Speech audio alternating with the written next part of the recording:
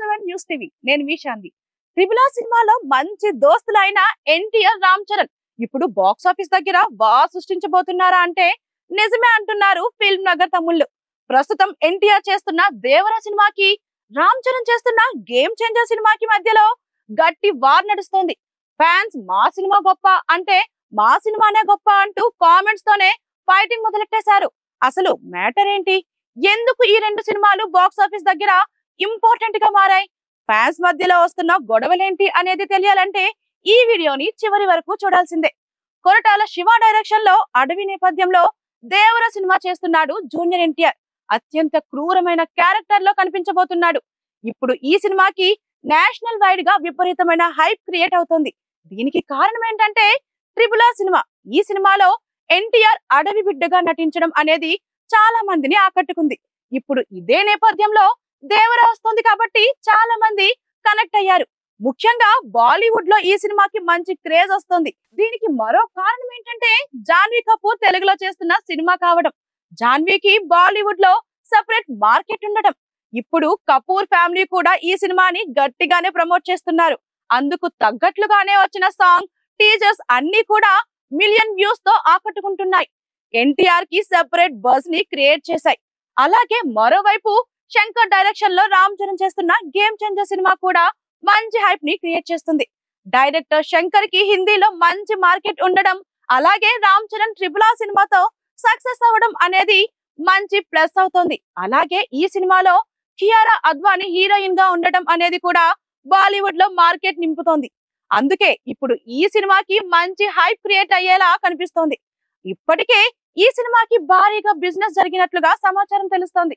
అందుకే ఫ్యాన్స్ మధ్యలో పందెలు షురూ అయ్యాయి. మా సినిమా ఎక్కువ కలెక్ట్ చేస్తుందంటే మా సినిమా ఎక్కువ కలెక్ట్ చేస్తుందని గొప్పలు చెప్పుకుంటున్నారు.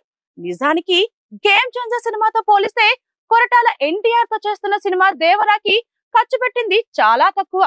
గేమ్ చేంజర్ సినిమా భారీ బడ్జెట్ తో తెరకెక్కుతోంది. అన్ని భాషల్లో ఈ సినిమాని రిలీజ్ చేస్తున్నారు.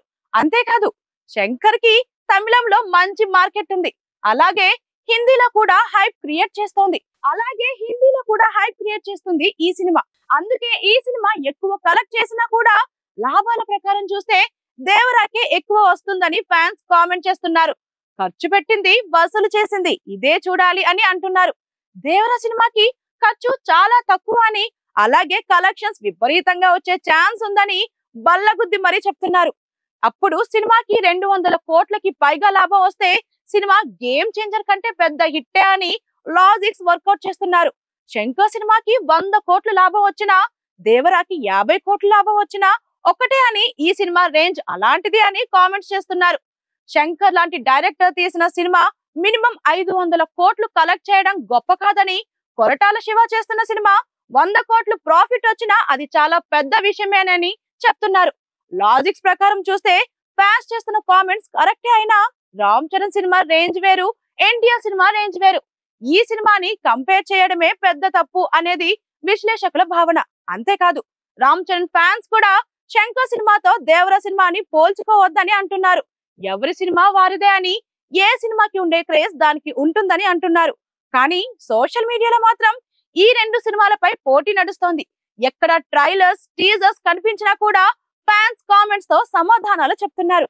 మరి ఈ సినిమాలపై మీకు ఏమనిపిస్తుంది అనేది కామెంట్ బాక్స్ లో మీరు కూడా కామెంట్ చేసి చెప్పండి. అది విషయం.